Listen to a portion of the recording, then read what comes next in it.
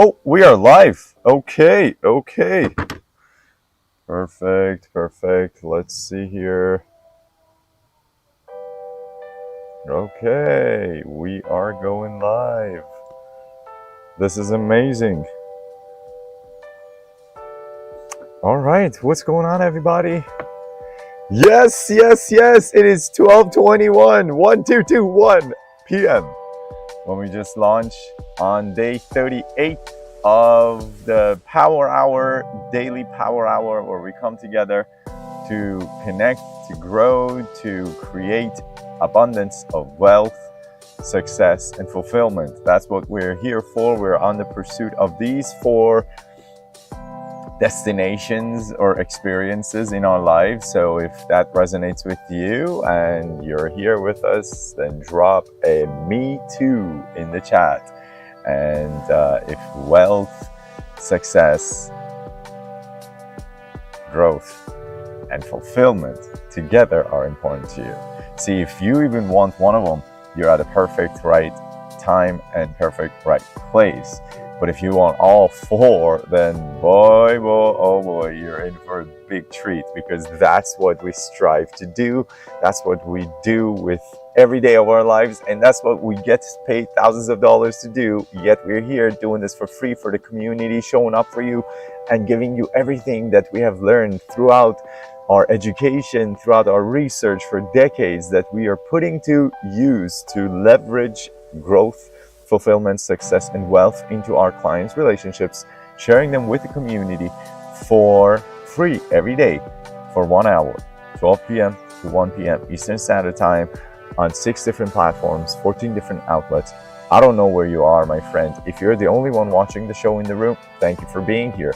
If you are with many other people, still my point of conversation throughout this entire show is going to be with you. So I'm here talking to you, and hopefully this resonates in terms of what you like to experience in your own life with growth, wealth, fulfillment, and success. So we have a lot of questions that have come in from the previous days, because we are putting these out and we get some of these questions sent out to us.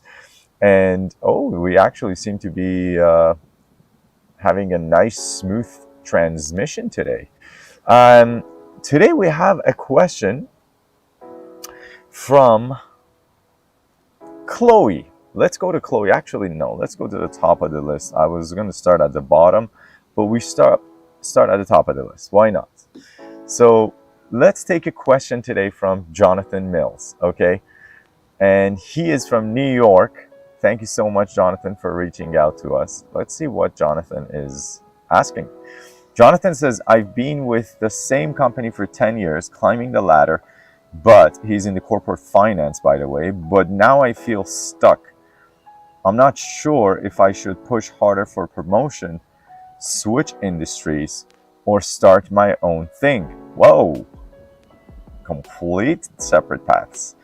How do I get clarity on the next big move without wasting years going in circles? All right. Thank you so much, Jonathan, for asking a great question, because so many people are in that path.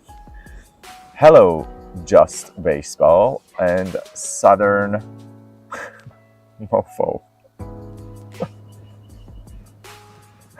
All right, let's talk about Jonathan's question. So Jonathan says that he wants to know whether he should push harder for promotion, switch in industries. Hello, Benny Boy, to you as well. We're getting more of you guys, and we like having you in the house. We only see the comments on YouTube Live. Any other channel, anywhere else, unfortunately, I'm not seeing your comments. And so getting to the questions. Jonathan's wondering whether he should push harder for promotion, switch industries, or start his own thing, because for 10 years he's been at a corporate finance job and he feels stuck climbing the ladder, but now he feels stuck, okay? So this happens to a lot of people. Now, here's the thing. Truth of it is, there's no right or wrong way out of this. For some people, the right way out of this will be to actually start their own things. For some people, the right way out of this is going to be to not push harder for a raise, for a promotion, but to earn themselves the raise and the promotion. And there is a huge difference between those two. And we're going to talk about that because I feel like that's, from just the tonality of this, that's what the conversation is most likely needs to be. I want to actually also consider the third thing, which is switching industries. Is your industry a dying industry, or is it a healthy, vibrant industry? Benny Roy says he's the only one there. Thank you so much for being the only one in the room. This conversation hopefully actually serves you. Thank you. If you're about growth, again, anybody joining us now, if you're about growth, if you are about success, if you're about wealth, or if you're about fulfillment, this is your power hour. So let's talk about this. Switching industries. If you're in a dying industry, yes, maybe not a bad idea to switch industries. You want to, it all depends on where you are. But generally speaking, as a rule of thumb, I hear somebody approaching me. Hello. Whenever you're ready, you could come by. Generally speaking, you don't want to flip-flop and you don't want to jump to different branches of the tree before you allow the maturation and the compound effect to materialize itself. So usually 13 months, 13 years, that's the number. And you said you're at a 10-year mark. So you're 3 years about probably maturity at a next level of your milestones of your journey. If I were you, I would earn myself the next promotion, especially since you're in corporate finance. You're in a world that is thriving constantly. So you're not in a world that is going to go down. Whatever happens, the society is going to need its finances. So economy requires financial businesses, corporations, enterprises to be functional, especially since you're from New York, you're in a thriving industry. Yes, it could get very dry. That's how you have to make it fun, because if you're not having fun, you're doing it wrong. It's on you. It's not on anybody else for this. This onus is not on anybody else to make sure that you earn more and then you have fun doing it. It's just not. That's not how the system works. You gotta make it fun for yourself, and then you gotta start earning yourself the next higher paycheck by bringing more value to your company, whichever department you're in. So wherever you're working in, just understand what are the needs of the intentions, what are the mission needs, whatever company you're in, this is also applying to you too. And then by bringing more value to your company, which either turns into one of the two things, by the way.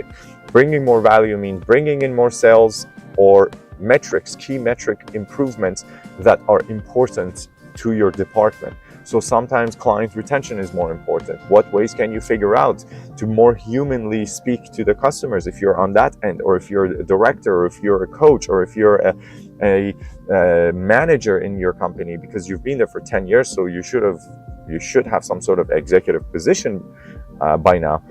How can you bring a considerable gain on top of the expected year-over-year metrics that your department is dealing with, your KPIs?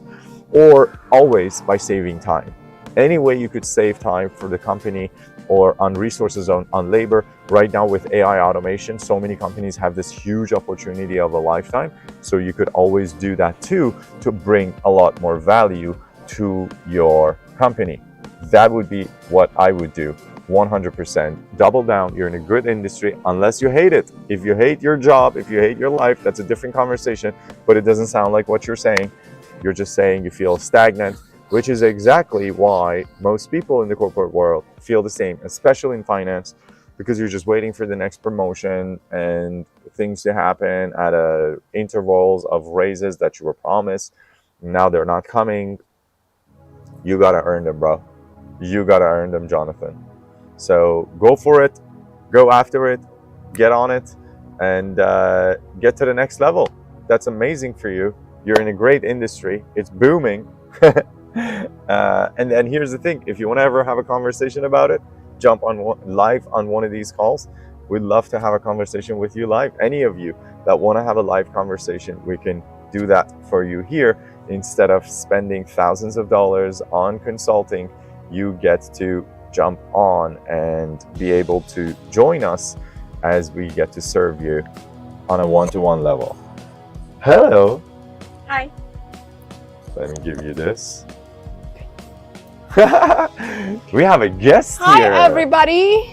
It's Star. How's everybody doing? Type it in the chat how you're feeling. I don't know why my hair looks like this. Oh, that's funny. It looks... But, it just okay, came awesome. back. Okay, listen up. What I'm going to share with you today could literally change your life. It will literally change your nervous system and help you with transformation in your life. Yes. You know, a lot of people, they use affirmations to change their beliefs. They say things like, I'm happy, I'm confident, I'm unstoppable. But do you really think that like literally sticks? Hell no. You know why? Because your brain calls bullshit. Yes. So what we're gonna do, instead of using affirmations, we're gonna use what's called incantations. Affirmations are so freaking yesterday. Incantations are affirmations 2.0, baby. Yes. So there is 5 laws to any good, great incantation.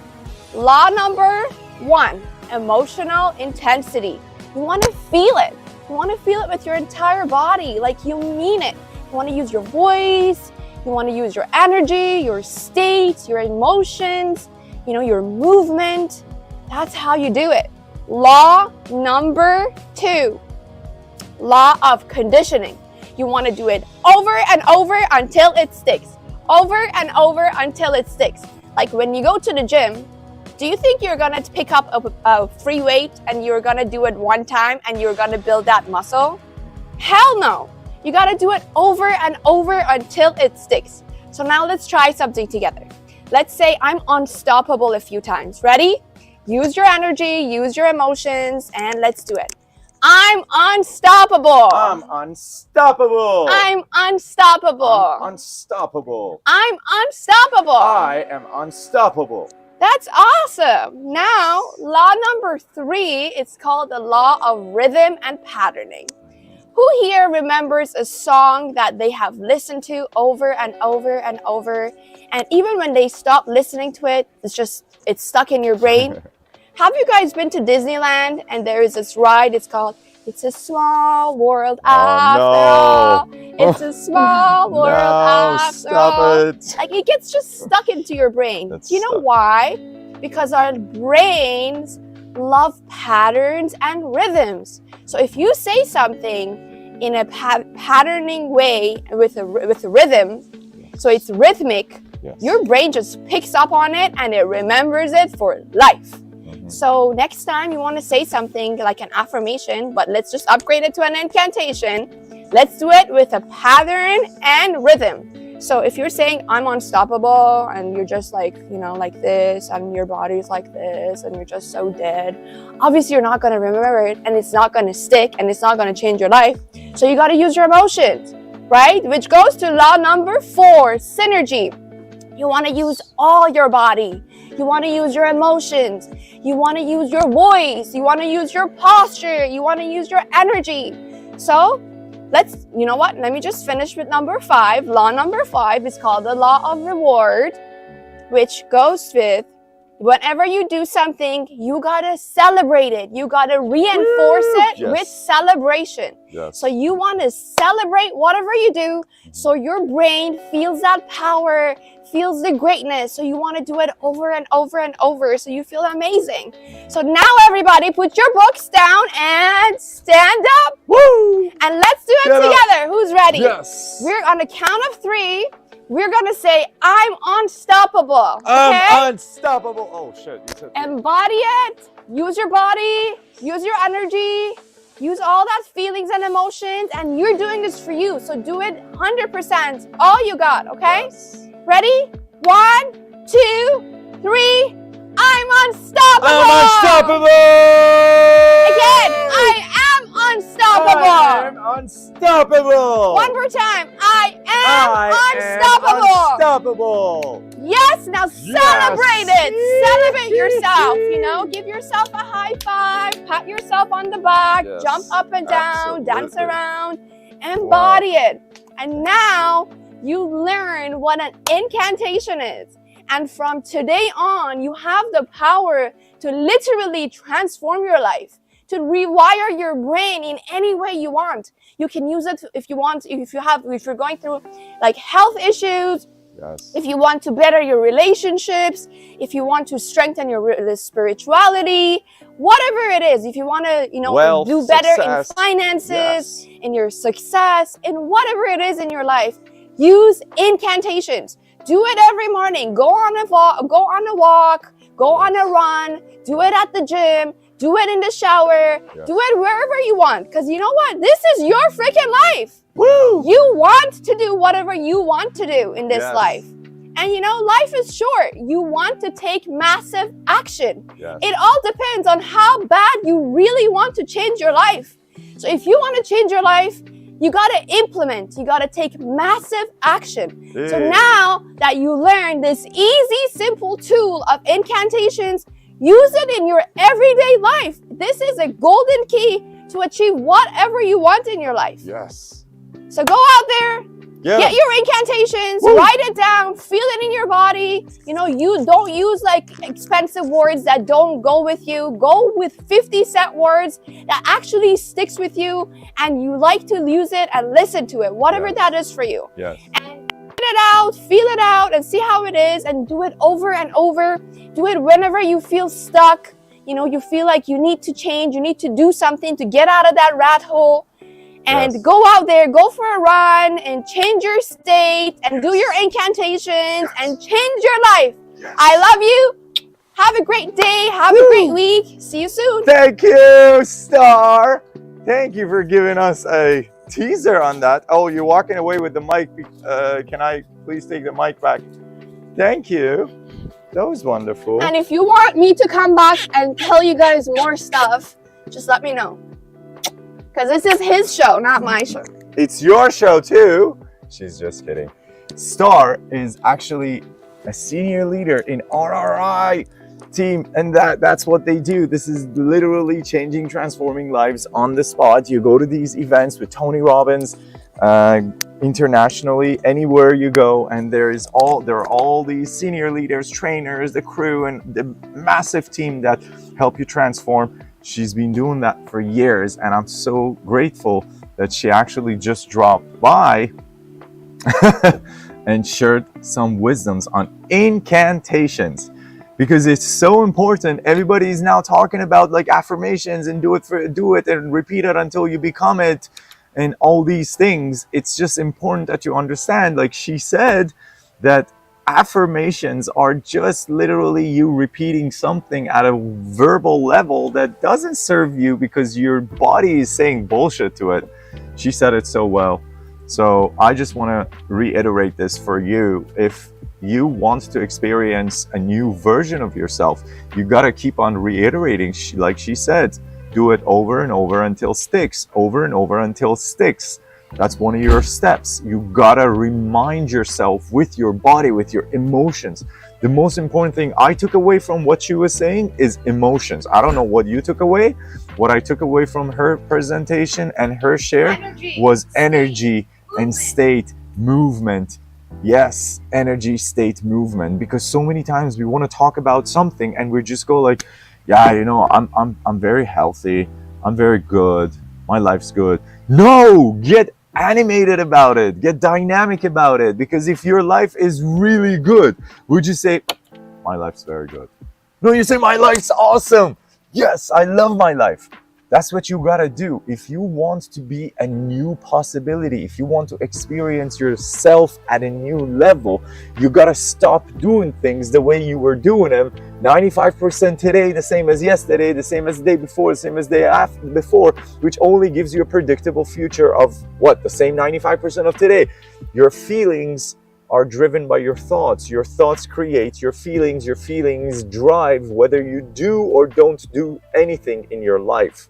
So when you want to create a conscious change, a level up, a breakthrough in your life, one of the most powerful tools that you have is incantation. And the incantation is literally the affirmation, like she said, 2.0. It's on steroids. Why? Because the element that's missing always from these affirmations that don't make them work is the emotional embodiment of that state that you are saying, I am. And by the way, if you realize, she said, I am, because if you remember, we talked about this in previous days as well. Whatever follows I that comes out of your mouth becomes an identity statement. And the strongest power within any human force, human psyche, the strongest force within human psyche is our tendency to stay consistent to what we identify ourselves as, because it gives us structure and it gives us certainty and it gives us a place, a foundation to step on.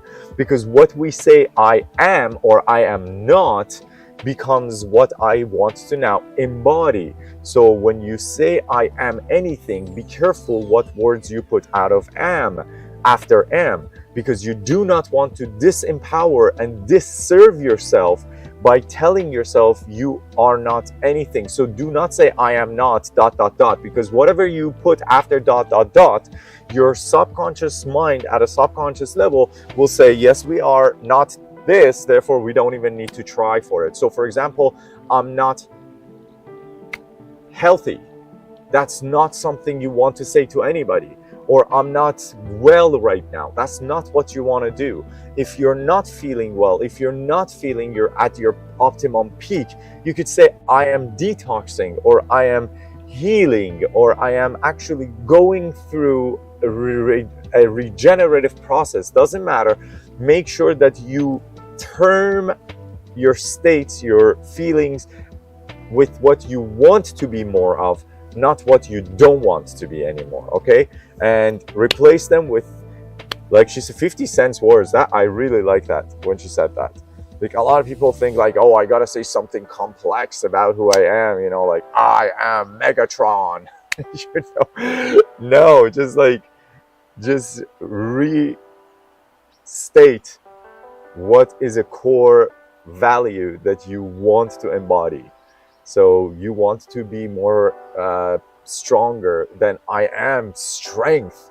If you want to experience more abundance in your financial life, you say I am wealth, I am abundance, I am. It's very important that what follows am is something that empowers you, and just be simple about it. That was so good.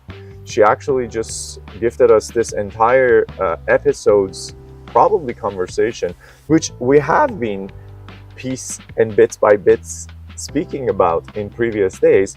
She just gave you a huge golden key, like she said. I hope you're using it, and I hope you actually do use it to the best possibility of your being, because don't let go of incantations. Anytime you want to change your state, if you're down and you want to come back up, you could just go for a walk, go for a run, and then just remind yourself that what you are really, because that depressed version of your energetic state at that moment does not represent who you really are. So remind yourself, I am life, I am joy, I am wealth, I am success, I am love. Remind yourself of what you want to experience more of, and every time embody it with that emotional state. Okay, very, very critical.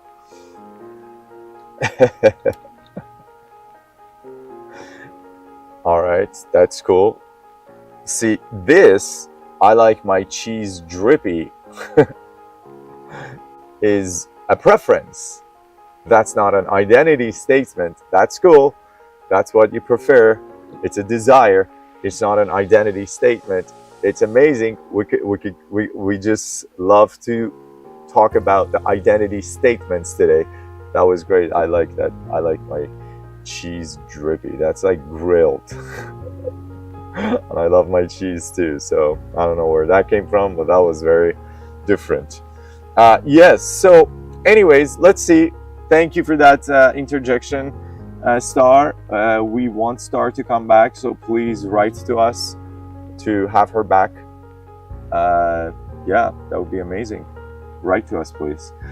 Consultants Without Borders, every day between 12 p.m. to 1 p.m. Eastern Standard Time. We are here for you. Don't forget that. That's what this show is about. It's just about growth, fulfillment, success, wealth. If one or all of those are what you care, then we are here. And I am talking to many amazing other strategists, consultants, coaches, experts to come on this show, because I don't want to be the only one talking. But if any of you watching this, especially through our YouTube channel, if you are watching this live and you want to hop on in live on the conversation, we're going to give you the white glove treatment that our clients pay thousands of dollars for. That's why we are here, and that's why we are called Consultants Without Borders. We are literally volunteering our hours and our time to give back to the community, and we're not selling you anything. This is not about selling you anything. There's no funnel, there's no buy this or that. That's it. That's what we're here for. All right, team. So let's get one more question. How much? Oh yeah, we've been here already for 26 minutes, so we're good. We take one more question. We have a question from Danielle Porter, and she is from Montreal, Canada. Yes, Danielle. Thank you for messaging us. Let's see what Danielle says. She says, I'm the backbone of my company's HR department. Amazing. But leadership only sees me as support rather than a strategic thinker. Okay, very well. I want a seat at a table. Determined. I like that. But every time I push for bigger responsibilities, I get brushed off. Great point. Good for you to notice. How do I make myself indispensable and finally get recognized? Such a good question. How can I make myself indispensable? I used to work at a place, and I always remember this because it was probably like my second job, a restaurant. I was a server. The owner of the restaurant had multiple restaurants back then. He was already very well to do. And I remember he came to us one day, and because we were just kids, you know, monkeying around, obviously at work. And he came and said, everybody in this place is dispensable. I really took that personal that day. It just sat like, oh, I'm dispensable. What? But I'm not. Like, how? Like, I really, even as a server, I thought of myself as a part of this like company and this restaurant that people would come and connect with, and they would like, I would make their day bright. So I'm not just an employee, because I saw other people just, they were miserable and working. But he threw a blanket statement and he said, everybody is dispensable here, so please behave accordingly. And I was like, damn, that was ruthless. But then that was exactly the shake I needed to wake the fuck up. So I was like, okay, wait a second. When he was talking to us, the GM was standing on his side beside him, and he was talking to all of us, 20 people in the kitchen, all servers, dishwashers, and kitchen staff. Some of them being there for 8 years, 9 years. He just went like this and said, everybody's dispensable. Okay, very good. And we're seeing today in US, so many people are getting fired, even from their safe government offices that just until a year ago, they thought they had it for life. They had it made. So how do you make yourself indispensable is always a great question to ask yourself at any level of your involvement in life. How do I make myself indispensable in my family, in my community, at work? And the answer to that is always to provide more value than what you're being paid for. Because people who do more than what they get paid for will soon get paid more for what they do. It's literally that simple. So now here's the question. A lot of people don't understand value, and they're like, well, I do everything I'm asked. That's not called value. That's just called you're delivering on the minimum expectation level, which is whoopee-doo, because if you didn't, then you wouldn't have the job. So you're going with the flow. Now, obviously, it's hard to have a one-way conversation with a statement that you just presented to us, but since we've been doing this for years, I already know so many of the answers because they all present themselves in the same pattern, where you think you're doing a lot for your company, whereas what you're doing is really what you should be doing at a minimum. What any good employee would do at a bare minimum is what most people do and expect to get promoted. You want a seat at the table, Daniel? Do you understand how big of a stake that is? If you want a seat at the table, you must do something absolutely ginormous, not being the backbone of the operation. And that's probably in your own mind. I can guarantee you that they will even add, yes, you could be the backbone of the HR, and I could guarantee you that the CEO can find somebody and replace you with. The company would have a hiccup for a few months, then it's going to be back.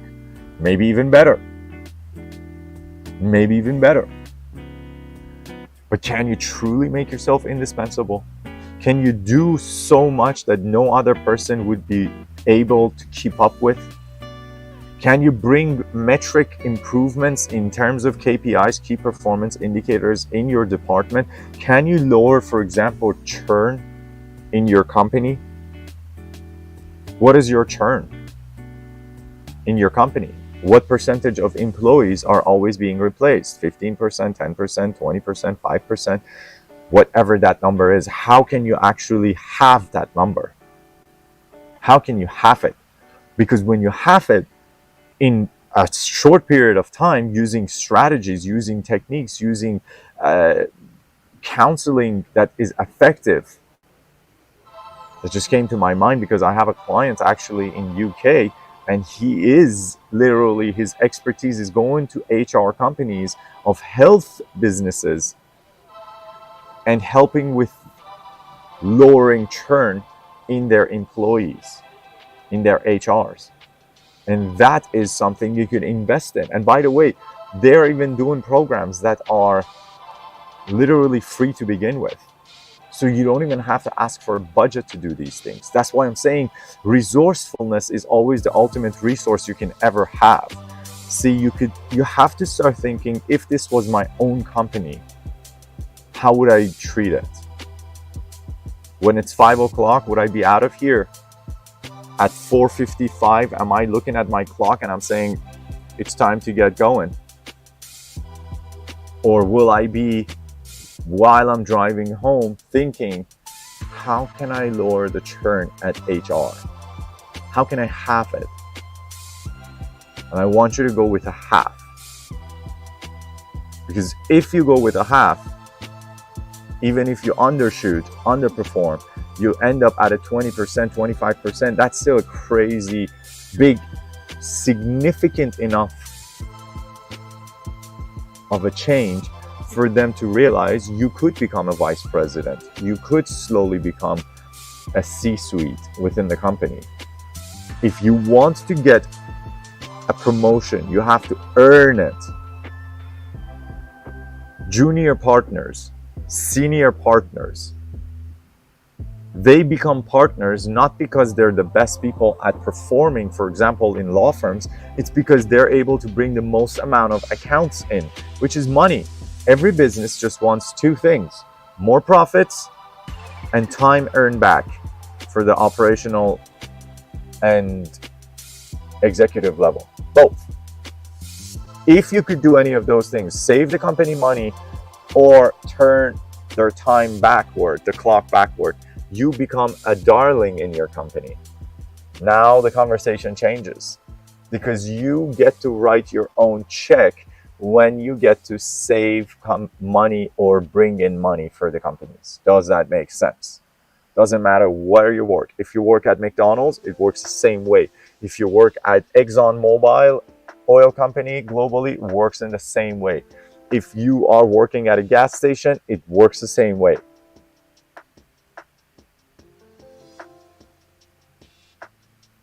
I hope that helps. Earn your promotion. No, you're not entitled to anything. Don't feel entitled. Promotions and annuals and biannual reviews to see if you're performing tip top and give you some sort of bonus, they're not a necessity. Actually, they're not even required at all. You got to earn them. Earn those, my friend. Earn them. Let's go to the next question. All right. Our next question comes from Isaac Herrera from Denver, Colorado. All right, Isaac, let's see what you're saying. I'm great at what I do. What do you do, by the way? Oh, IT consultant. And he owns his own business. So I'm great at what I do and my clients love me. But that's exactly the problem. I'm the business. If I step away, things fall apart. I've tried hiring, but no one delivers like I do. How can I remove myself as the bottleneck and still maintain quality? Oh, great question, Isaac. See, you are right now a business operator, Isaac. And anybody else who's watching this, if you own your own business, chances are 90% you're a business operator as well. And if you don't own your own business and you work for somebody who owns their own business, this goes back to Danielle, they're probably a business operator. And if they're not the business operator, you know somebody in your life who owns their own business who are an operator. So please pay attention, because with this, you're going to be able to help them. Because what Isaac is talking about here is soon going to lead to sensations of burnout, because it feels like I'm doing everything, and if I stop, then the company's growth is going to stop, and I need to put in more for more growth, and the more I grow, the more I need to apply myself and make myself available, and the more I do that, the more it becomes a self-fulfilling prophecy of getting more tired, and I become even a bigger bottleneck to my own growth. And now that's going to drive you to the point of exhaustion, physical exhaustion, and losing everything. Your health, which is your wealth, will absolutely take the toll. So please watch out for your health. This is not about wealth as finance alone. This is about wealth as your health too. So it's very critical that you recognize this, and it's very powerful that you are on the path of even presenting the question here to us. It just means you're on the right track, which I'd like to congratulate you for that. Great job, Isaac. Now, I want to actually get to the question.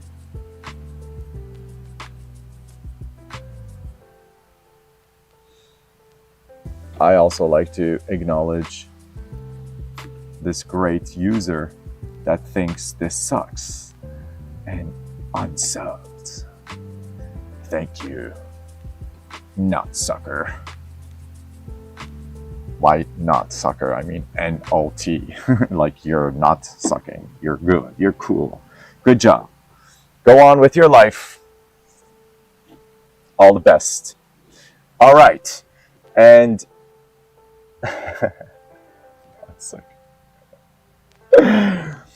oh boy, I'm great at what I do, but my clients love me and I'm spreading myself too thin. Isaac, the reason you're doing that, brother, is because you don't have any systems. You're a business operator and your dream is to become a business owner. You'll never become a business owner and own anything until you have to apply yourself and exchange your time for money. Until you have to exchange your time for money, and this works for all of us, you are still, what you're doing is, are you ready for it?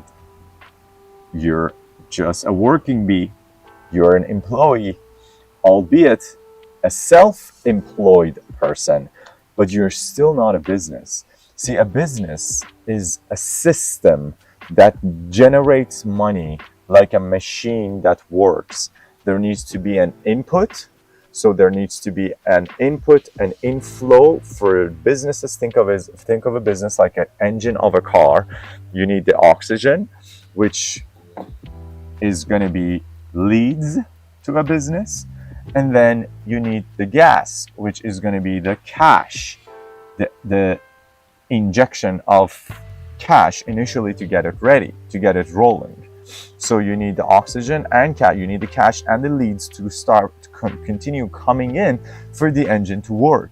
Now, a well lubricated made engine will just continuously work as long as the cash is being flying in, so fuel is coming in and oxygen is also available. As long as leads are coming, leads are the oxygen to your business and cash is the fuel to your business if you compare it to an engine, okay?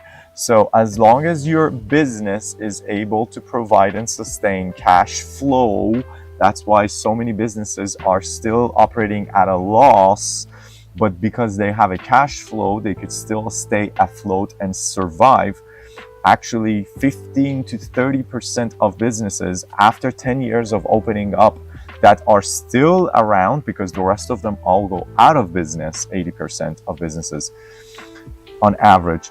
Of the ones that exist, most of them are still not profitable. So on paper, they're not turning profits, but because they're cash flow positive, so there is a cash flow, the engine keeps on running and there is leads coming in, which means the business is still having the ability to sell. The reason, now here's the thing, if your engine would go one stroke and every time it would go one stroke, you would have to come and do like a handle, like, do you remember the handles of the engines like back in the day when they were like, or even like your lawnmower? You have to, every time you have to do this, that's your involvement. So what you're saying is every time my machine is going to make money, I need to be the one that pulls it, otherwise it's not going to work. That means your engine is really not a functioning engine, it's a broken engine. Because a functioning engine, you should go and then the system should just start and continue and keep the momentum going. For that system of complexities to work with thousands of moving parts, there are a lot of moving parts within every company, every enterprise, every operation. You must develop systems. Systems are contents, SOPs, as well as automations. Anything we can leverage as content or as code, one of the only 4 leverages available to us when we want to grow. Content and code. You could leverage those as SOPs and as automations to create systems to separate yourself more and more from the operations. And then when you need to even separate yourself more, you must start delegating. I understand that you're saying you've tried, if I step away, things start to fall apart. That's because you don't have systems for other humans to follow the exact same way that you would want to operate this. So even if you train them, because they don't have SOPs and they don't have automated systems, they don't know how to exactly follow through as if you would do the same thing. So now today, with the advent of AI, and by the way, Isaac, you're probably an amazing candidate for us. We could definitely help you with at AI-or-buy.com. Go to our website. This is an amazing idea for you. We could consult with you for free one-on-one and put you on the right path of how you could actually leverage automation and AI to be able to systemize your business so you could actually grow it as a business owner, not a business operator. Because you don't want to exhaust yourself. That's not the life you came here for. You didn't come here to work. You're working so you could live, not living to work, okay? That's not the idea. And that's exactly the idea behind this show, because the show's idea is for those people who are even making the financial money that is setting them, giving them a lot of adversity and a lot of freedom, if there's still no element of fulfillment, which means they're still living to work, albeit getting paid a lot of money, they're still very miserable. Success without fulfillment is the ultimate failure. And we keep on talking about this every time.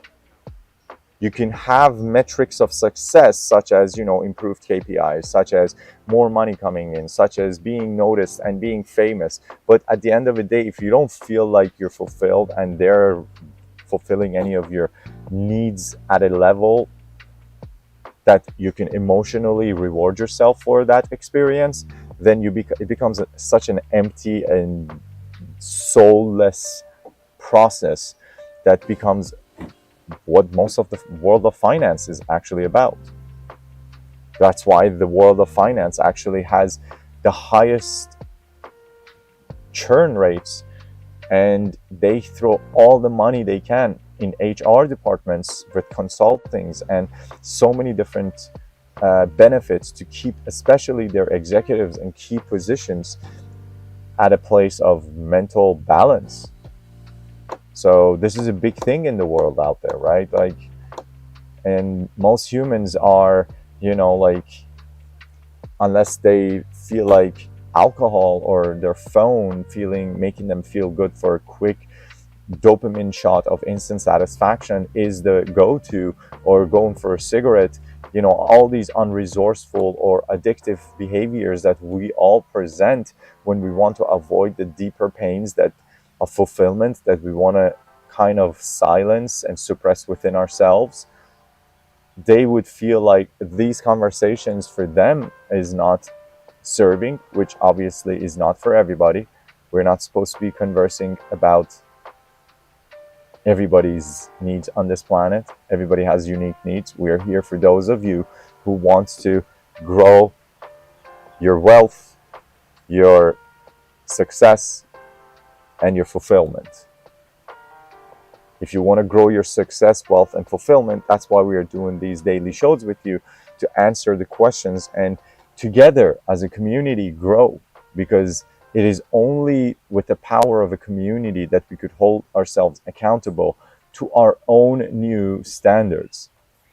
Because without forming new communities that will hold you accountable to your new promises, new standards that are what are required to experience a new version of yourself, because we only experience not what we deserve or what we want, we experience what we are, and what we are literally our standards.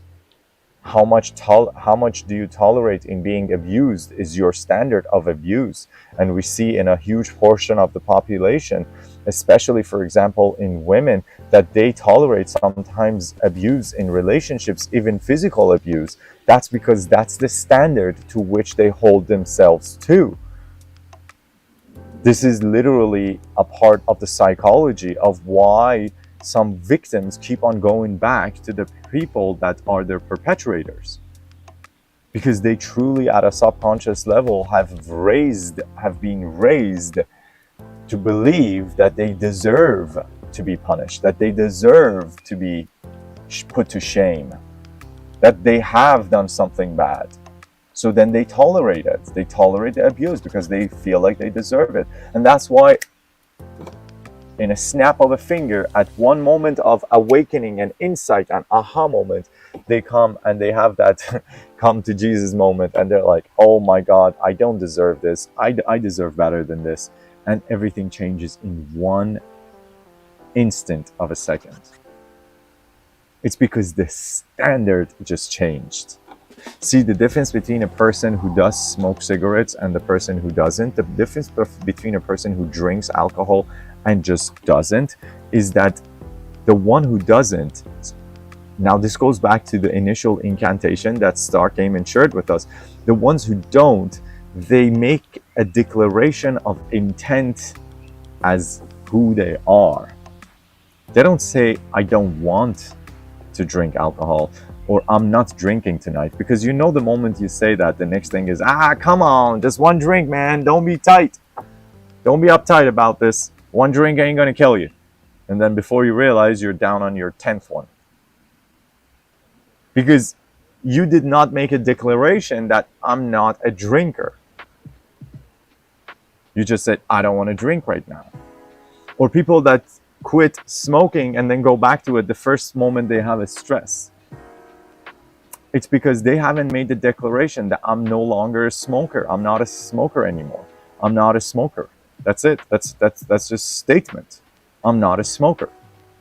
But no, you say, oh, I've quit 4 years ago and I am staying away from it.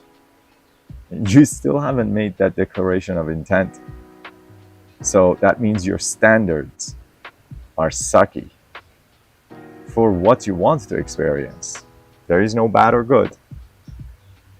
It's all truly just a variation of what we all need to experience to grow on our own. A lot of the times at the expense of a lot of deep pain and hurt. Yes, albeit a lot of pain that drives us to change and adapt growth. But we are all here to grow. There's nothing that can escape the cycle of growth, because growth is the only thing in life that's inevitable. Otherwise, there is death. Where there is no growth, there is death. In nature, that's literally what happens. The reason with aging we start naturally as beings dying is because the reproduction of new cells within our body falls under the threshold of the cells that are dying at every second. So between 1 to 3 million cells a second are being replaced. When our body is no longer capable to keep up the production of new cells to replace the old ones that are dying every second, when the growth is not being sustained, then death becomes inevitable. And that happens in your life, that happens in your finance, that happens in our relationships, that happens in our spirituality, happens in our health, happens in our wealth, happens in our jobs. If you ain't growing, you're dying. It's just that simple. And growth comes from change. If you want to grow, you must learn to embrace change. And that is why embracing change and growth is one of the 4 main pillars of the life that we are experiencing today. It's built on 4 pillars. One of them is, the second one is our willingness to embrace growth. So, are you willing to embrace growth? If you fight growth and change, you're basically asking for death. Death of the ego, death of the emotions, death of dreams, death of your bank account, death of relationships. Yep, that's what happens, my friend. That's literally what happens. So, embrace growth, embrace change, and use incantations. Say what you are after I am with emotions. I am strength. I am strength. I am strength. I am wealth. I am health. I am wealth. I am health. Say it with the feelings. Do it in the morning, before you go to bed. Commit yourself to those new standards that you hold yourself to, and you'll see the magic of life will unfold for you. But you got to take those actions. Nothing happens without taking the actions. All right, that's it for us. Thank you so much. Love you all. This is another wrap to another beautiful session here. Until tomorrow, another great day, 12 p.m. to 1 p.m. Eastern Standard Time. Another power hour of live growth in fulfillment, in success, and in wealth. If you're about that life, we invite you to please come back, join us, stick around, share these with anybody else you feel around you may want to also grow in any of those 3 departments. Okay? Love you. Thank you so much. Be well. Bye-bye. All right. Where is, thank you, Nassim. Oh, you were quiet today. Nassim was quiet today. Well, thank you for showing some love by the end. By the way, like this, please, so that the algorithm knows that we're doing something good. Okay? Thank you so much. Love you all.